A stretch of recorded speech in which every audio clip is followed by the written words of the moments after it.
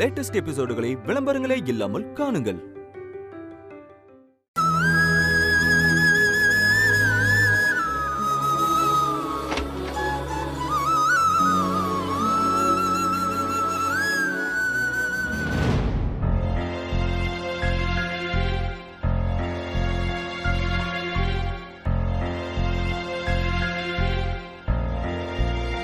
உங்களால என் முகத்தை கூட பார்க்க முடியல வேம்பு சார்.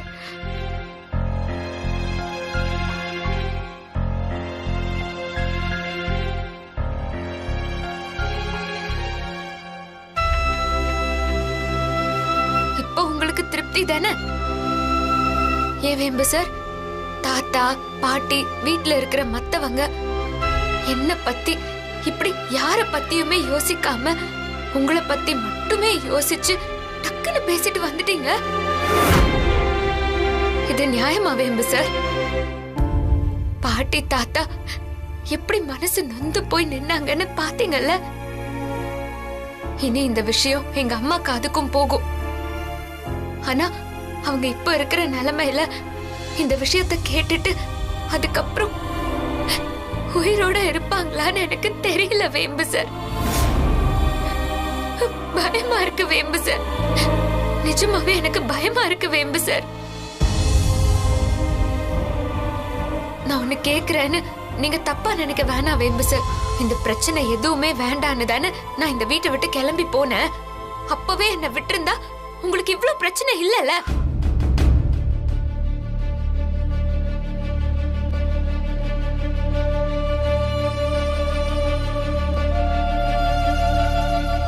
ஏன்னா அப்போ எல்லாருக்கும் நாம ஒன்னா வாழலங்கிற விஷயம் வெட்ட வெளிச்சமா தெரிஞ்சு போச்சு. எங்க அம்மாவும் திரும்பவும் இந்த வீட்டுக்கு என்ன அனுப்ப மாட்டேன், என் பொண்ணாவே இருந்துருன்னு சொன்னாங்க. ஆனா அவங்க கிட்ட பேசி இனிமே ஒன்னா இருப்போன்னு அவங்க கிட்ட வாக்குறுதி கொடுத்து என்ன கூட்டிட்டு வந்தீங்கல்ல. அதுக்கப்புறம் நாம சேர்ந்து வாழலையே வேம்பு சார். விளையாட்டு வினையாகி போன மாதிரி தாத்தா ஏற்பாடு பண்ண விவாகரத்து விஷயம் எங்க அம்மா காது வரைக்கும் போச்சு. அப்பவும் எங்க அம்மா கிட்ட இனி சேர்ந்து வாழ்றோன்னு சொல்லி ஏமாத்திட்டு தானே இருந்தோம். மறுபடியும் அதெல்லாம் போச்சுன்னு விட்டுட்டா கூட தாத்தா சந்நியாசம் வாங்கிட கூடாதுன்னு 2வது தடவையா எனக்கு தாலி கட்டி கூட்டிட்டு வந்தீங்கல்ல. அதை விட ஒரு பெரிய கேலி கூத்து இருக்குமா வேம்பு சார்? அப்பவாச்சும் நீங்க மனசு மாறிட்டீங்கன்னு எல்லாரும் எதிர்பார்ப்போட இருந்தாங்க. ஆனா எனக்கு உங்க மனசு புரிஞ்சுது. உங்களால மாற முடியல. உங்க மனசு போராட்டத்தை பார்த்ததுக்கு அப்புறம் சரி நமக்கு விதிச்சது இதுதான்னு நினைச்சு வாழ்ந்துடலான்னு பார்த்தா என்னால அப்படி விட முடியலையே வேம்பு சார்.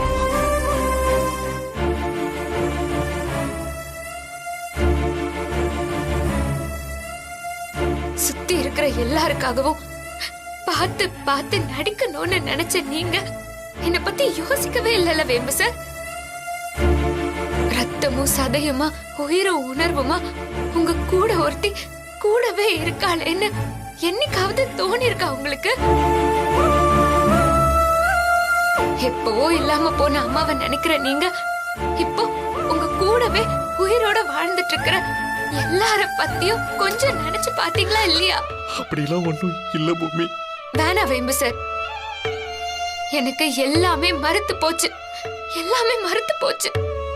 எப்பவுமே இந்த மாதிரி நடந்துக்காத பொம்மி இப்போ ஏன் இப்படி பண்ணான்னு ஒரே ஒரு நிமிஷம் யோசிச்சு பாத்தீங்கன்னா நீங்க இப்படி எல்லாம் நடந்திருக்க மாட்டீங்க. நம்ம 2 பேரும் நடிக்கிற விஷயம் தமன்னாக்கு அரசியல் புரசலா தெரிஞ்சு போச்சு வேம்பு சார்.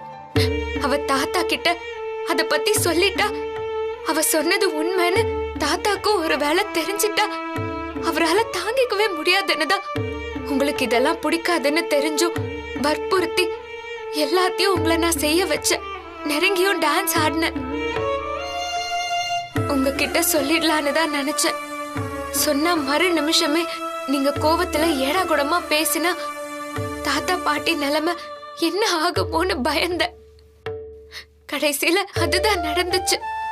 நிமிஷத்துல எல்லாத்தையும் போட்டு உடைச்சிட்டு வந்துட்டீங்களே வேம்பு சார். தாத்தாவுக்கோ இல்ல எங்க அம்மாவுக்கோ ஏதாவது ஆச்சுன்னா அது காலத்துக்கும் குற்ற உணர்வா நம்ம மனசுக்குள்ளேயே நின்னுடுமே வேம்பு சார். மத்தவங்கள பத்தி யோசிக்கிற நீங்க என்னைக்காவது ஒரு நாள் மனசு மாறி என்ன பத்தியும் யோசிப்பீங்க, நம்ம நல்லபடியா சேர்ந்து வாழலான்னு ஒரு நப்பாசை என் மனசுக்குள்ள இருந்துச்சு வேம்பு சார். ஆனா இனிமே அது நடக்க வாய்ப்பே இல்லைன்னு இப்போ நீங்க பேசினதுல இருந்து எனக்கு தெரிஞ்சிருச்சு வேம்பு சார்.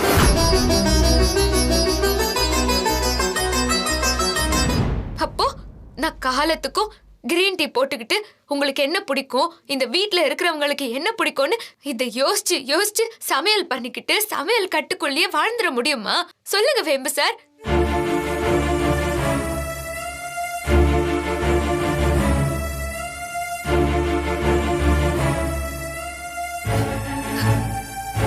சொல்லுங்க வேம்பு சார், பதில் சொல்லுங்க. ஏன் பேச மாட்டேங்கிறீங்க? சொல்லுங்க வேம்பு சார்.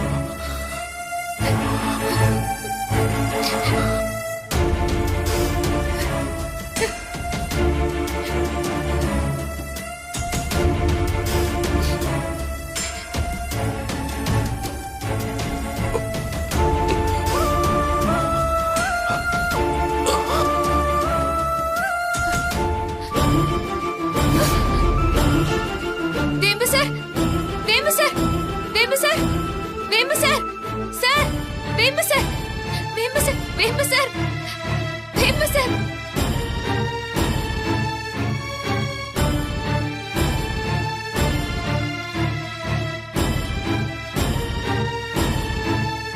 வேம்பு சார்,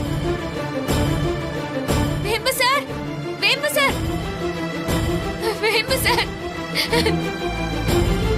தாத்தா, வேம்பு சார், பாட்டி, தாத்தா.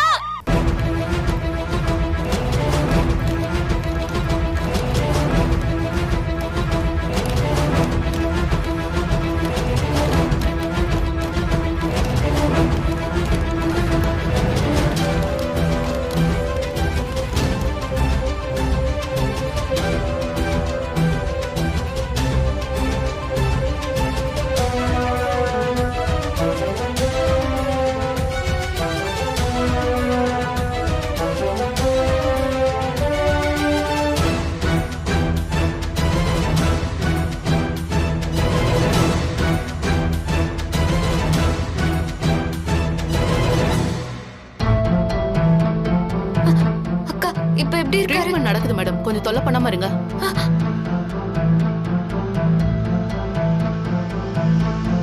தாத்தா, வேம்பு சாருக்கு எப்படி இருக்குன்னு கேட்டா எதுவுமே சொல்ல மாட்டேங்கிறாங்களே தாத்தா. ட்ரீட்மெண்ட் நடந்துட்டு இருக்குமா? நாம இப்ப போய் அவங்க கிட்ட கேட்டா அவங்களால எதுவும் சொல்ல முடியாதுமா. டாக்டர் வெளியே வரட்டும், பாப்போம். அப்ப கேட்டு என்னன்னு தெரிஞ்சுக்கலாம்.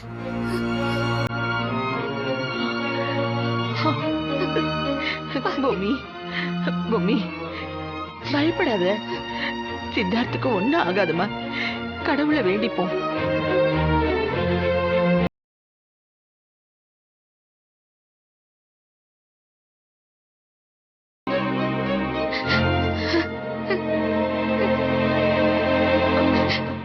இங்க இப்படி வந்து அழுது புரண்டா எல்லாம் சரியா போச்சா? எல்லா பிரச்சனையும் ஒன்னாலதான். மது, டேய், என்னடா இது? எந்த நேரத்துல என்ன பேசணும்னு உனக்கு தெரியாதா? எதுக்கு நான் சந்தர்ப்ப சூழ்நிலை எல்லாம் பாக்கணுங்கிறேன்? சித்தார்த்துக்கு என்ன ஏதுன்னு தெரியாம கூட அவன் உள்ள கிடக்குறான். இங்க வந்து மூக்க சிந்தனா சரியா போச்சா? எல்லா பிரச்சனையும் உங்களால தான்ப்பா. அவனுக்கு ஓவரா செல்லம் கொடுத்து குட்டிச்சவர் ஆக்கி வச்சிருக்கீங்க. மது, அவன் வாழ்க்கை கெட்டு போனதுக்கு காரணமே நீங்க தானே நான் சொல்லுவேன். என்னடா இப்படி பேசிக்கிட்டு இருக்க? பின்ன யார் கூடயும் ஒட்டாம தனியாவே தெரிஞ்சுக்கிட்டு இருந்தான். அவன் வாழ்க்கையில இவளை கொண்டு வந்தீங்க பாருங்க, மொத்தமா காலி. அவனுக்கு எந்த வகையிலும் பொருத்தம் இல்லாத ஒருத்தியா பார்த்து அவனுக்கு கட்டி வச்சா அவன் என்னதான் பண்ணுவான்? அவன் யோசிச்சு கடைசியில இந்த நிலைமையில கொண்டு வந்து நிறுத்தி இருக்கு. எப்ப இவன் இந்த வீட்டுக்குள்ள வந்தாலோ இந்த வீட்டோட நிம்மதி மொத்தமா போயிடுச்சு. எப்ப இவன் இந்த வீட்டை விட்டு ஒளிறாளோ அப்பதான் நம்ம வீடு நல்லா இருக்கும்.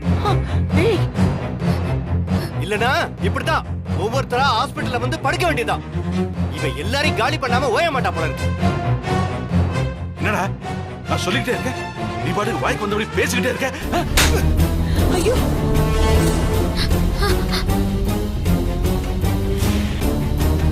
என்னப்பா கை நீட்டிட்டீங்க? உன்னோட நாக்கு ஓவரா நீண்டுடுச்சு, அதனாலதான் நான் கையை நீட்ட வேண்டியதாயிடுச்சு. உன் புள்ள ஆஸ்பத்திரியில முடியாம படுத்திருக்கானேன்ற எண்ணம் கொஞ்சம் கூட உனக்கு இல்லாம உண்மைய வாய்க்கு வந்தபடி பேசிக்கிட்டு இருக்க. இங்க பாருடா, இப்ப சொல்றேன் கேட்டுக்க.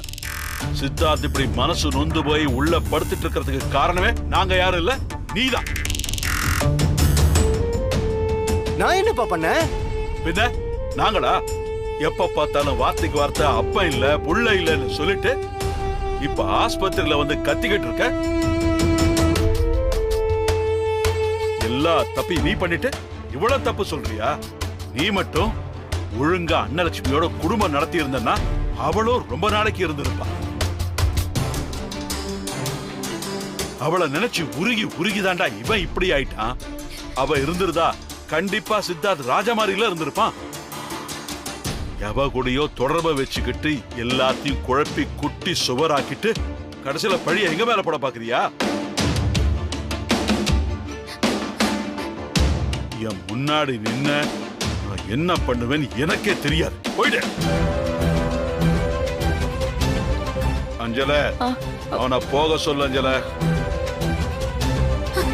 தாத்தா டென்ஷன் ஆகாதீங்க தாத்தா. எங்க கொஞ்சம் அமைதியா இருங்களே. போறேன்ப்பா போறேன். எல்லாத்தையும் தூண்டி விட்டுட்டு எதுவுமே தெரியாத மாதிரி நிக்கிறான்ல, இவளை பாத்துக்கிறேன். பத்து,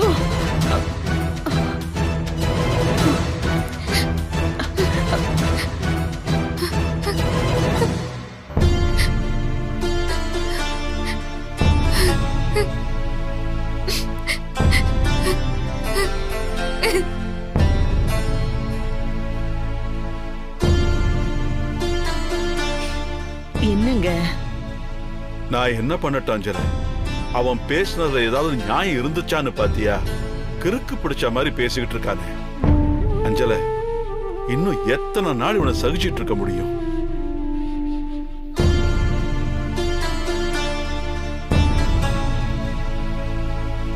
டாக்டர், சித்தார்த் இப்ப எப்படி இருக்கான்? பயப்படுற மாதிரி எதுவும் இல்ல. ஆனா மென்டலி அவர் ரொம்ப டிஸ்டர்ப் ஆயிருக்கிறதுனால செடேஷன் கொடுத்து தூங்க வச்சிருக்கோம். இன்னைக்கு ஒரு நாள் அப்சர்வேஷன்ல இருக்கட்டும், அதுக்கப்புறம் டிஸ்சார்ஜ் பண்ணி கூட்டிட்டு போலாம். ஆனா இப்ப எதனால அவர் மயங்கி விழுந்தாரோ அந்த மாதிரியான சூழ்நிலைகள் திரும்ப உருவாகாம கொஞ்சம் கவனமா பாத்துக்குங்க. சரி. அப்புறம் கொஞ்ச நாளைக்கு அவர்கிட்ட அதிர்ச்சியான விஷயங்கள் எதுவுமே சொல்ல வேண்டாம். சரிங்க டாக்டர். டாக்டர், அவரை பார்க்க முடியுமா? கொஞ்ச நேரம் கழிச்சு போய் பாருங்கம்மா. ஆனா அவரை டிஸ்டர்ப் பண்ணாம பாருங்க. ஓகே, நான் வரேன்.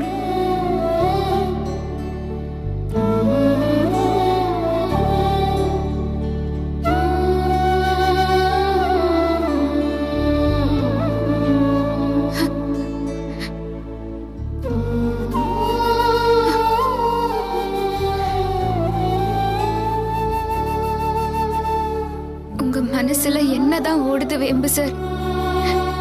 ஏதோ ஒரு பெரிய போராட்டம் உங்க மனசுக்குள்ள நடந்துகிட்டு இருக்கு.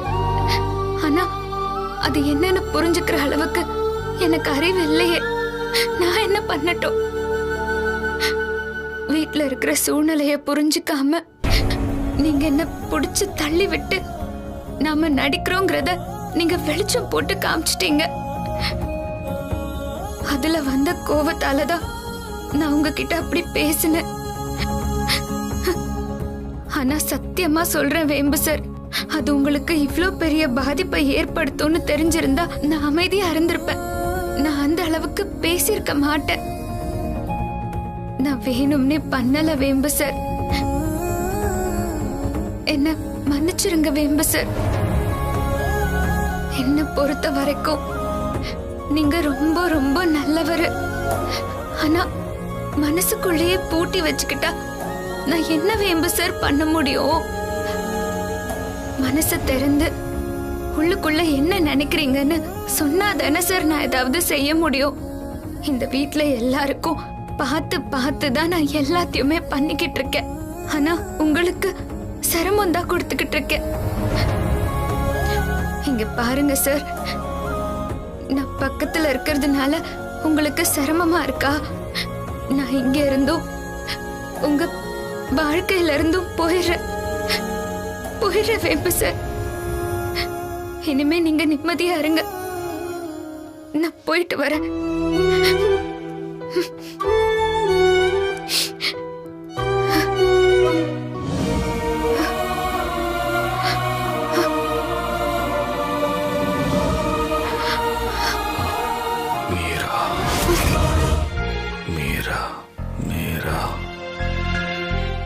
வேம்பு சார், வேம்பு சார், யாரு மீரா?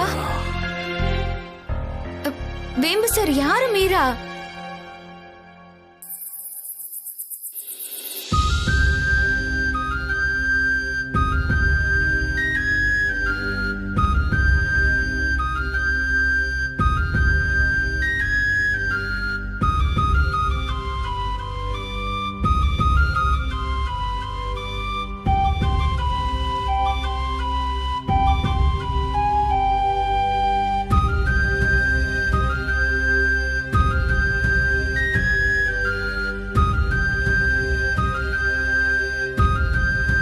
நாங்க ரெண்டு பேரும் உண்மையிலேயே மனசு நெருங்கி அந்யோன்யமான தம்பதிகளா வாழவே இல்ல.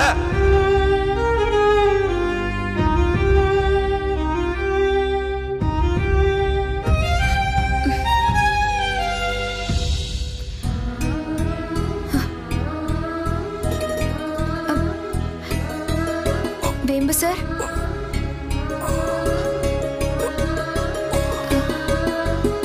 இப்போ எப்படி இருக்கு வேம்பு சார்? தலை வலிக்குதா?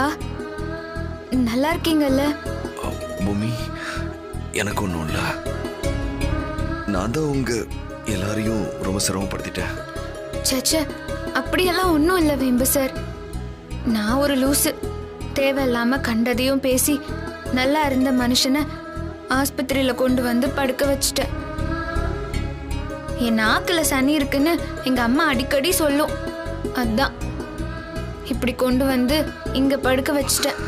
சேச்சே, அப்படிலாம் சொல்லாத பூமி. நீ பேசின எல்லாமே சரிதான். அதுல இருந்த நியாயத்தை தாங்க முடியாம தான் நான் இப்படி ஆயிட்டேன். தப்பு முழுக்க முழுக்க என் மேலதான். இல்ல வேம்பு சார், நான் பண்ணதான் தப்பு. உங்களை இவ்ளோ கஷ்டப்படுத்திருக்க கூடாது. அவசரப்பட்டுட்டேன். இங்க பாருங்க, இனிமே இப்படி நடந்துக்க மாட்டேன், சரியா? நீங்க நல்லா இருக்கணும் வேம்பு சார். உங்களுக்கு ஒண்ணுன்னா நம்ம வீடே பதறுது வேம்பு சார். எப்படியோ அந்த பிள்ளையாரப்பா உங்களை நல்லபடியா கண்முழிக்க வச்சுட்டாரு. பூமி, என்ன மன்னிச்சிர. ஐயோ, என்ன வேம்பு சார், மன்னிப்பு கிண்ணிப்புன்னு பெரிய வார்த்தையெல்லாம் பேசிக்கிட்டு. நான் பண்ண தப்புல தான் நீங்க இப்படி இருக்கீங்க. நியாயமா பார்த்தா நான் தான் உங்ககிட்ட மன்னிப்பு கேட்கணும். என்ன புருஷன் பொண்டாட்டிக்குள்ள யாரு மன்னிப்பு கேக்குறதுன்னு போட்டியா? அது தாத்தா, அன்னைக்கு என்னாச்சுன்னா அன்னைக்கு என்ன ஆச்சுன்னு இப்ப எதுக்கு நீ பிளாஷ்பேக் ஓட்டுற? அதெல்லாம் எதுவும் பேச வேணாம். நீ இப்ப நல்லபடியா கண்ணு முழிச்சிட்டல்ல, மனச சந்தோஷமா வச்சுக்கோ, புரியுதா? எதை பத்தி யோசிக்க வேணாம். அம்மா பொம்மி, தாத்தா, பொட்டு தூக்கம் இல்லாம அவன் பக்கத்திலேயே இருந்திருக்க. கையில மாத்து துணி கூட இல்ல. நான் அவனுக்கு சாப்பாடு கொண்டு வந்திருக்கேன். நான் அவனை பாத்துக்கிறேன். நீ போய் குளிச்சுட்டு கொஞ்ச நேரம் ரெஸ்ட் எடுத்துட்டு அப்புறமா வாமா. இல்ல தாத்தா, பரவாயில்ல தாத்தா. இத பாருமா, அதெல்லாம் எதுவும் சொல்லக்கூடாது. முதல்ல வீட்டுக்கு போ. நான் டாக்டர் கிட்ட பேசிட்டு சித்தார்த்த டிஸ்சார்ஜ் பண்ணி வீட்டுக்கு கூட்டிட்டு வரேன். ஆமா பூமி, நான் நல்லா இருக்கேன். நீ தைரியமா போயிட்டு வா.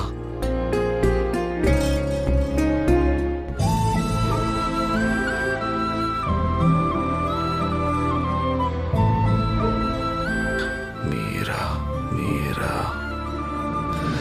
பூமி போ. நீ போ பொம்மி. சரி தாத்தா. போ பூமி.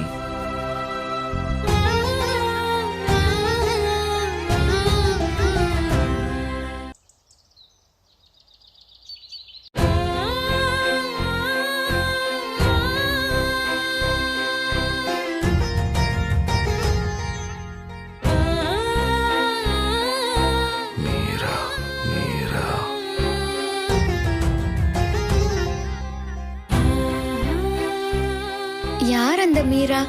எப்படி அவளை கண்டுபிடிக்கிறது? வேம்பு சார் வாழ்க்கையில ஏதோ ஒரு வகையில அந்த மீரா இடம் பிடிச்சிருக்கா. ஆனா இது வரைக்கும் வேம்பு சார் ஒரு தடவை கூட அந்த மீராவை பத்தி பேசினதே இல்ல. இன்னைக்கு அவரையே அறியாம மயக்க நிலையில அந்த பேரை சொல்லி உளறிட்டாரு. அப்படின்னா நிச்சயமா அந்த மீரா யாருன்னு தெரிஞ்சுக்கிட்டு தான் ஆகணும்.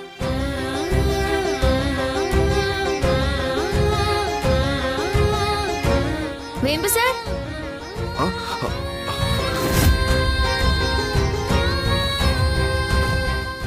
வேம்பு சார். என்ன என்ன? தாத்தா உங்களை கூப்பிட்டாரு வேம்பு சார். சரி வரேன் போ.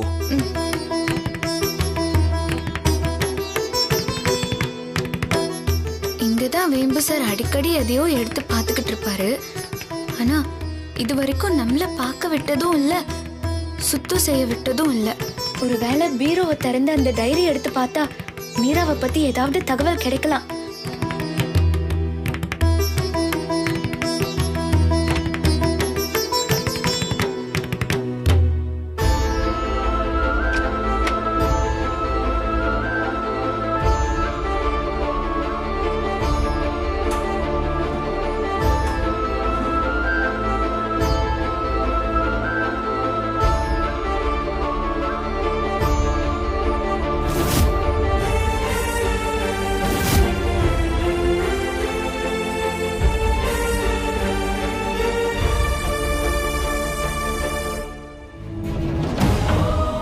மீராவுடன் இருந்த நினைவலைகள்.